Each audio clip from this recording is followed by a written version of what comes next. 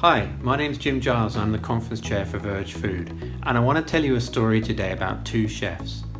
Both of our chefs are making a Caesar salad, but they're getting a key ingredient, the lettuce, from two very different places. Here's where one of our chefs gets her lettuce. That's a vertical farm, and they're popping up in buildings across the US.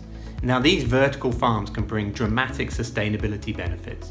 One study found that they use 85% less water and 75% less land. Here's where our other chef gets her lettuce. That's a farm near Monterey in California where around 2/3 of our lettuce comes from. The farmer there uses diesel-powered machinery and pesticides.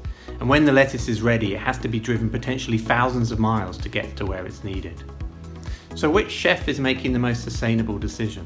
Well, it's actually the chef that buys from the farm near Monterey, because all the hype around vertical farms has obscured something important about the technology. These farms use LEDs to light the crops, and those LEDs plug into a grid that in many places is powered by fossil fuels, and the emissions from those fossil fuels can more than outweigh the benefits we get from vertical farms. And you might be listening to this and thinking, well, hold on, don't we already have a technology for growing crops indoors? It's called a greenhouse. And don't greenhouses have this clever way of avoiding emissions? They use the sun instead. That brings me to my underhyped trend for 2020.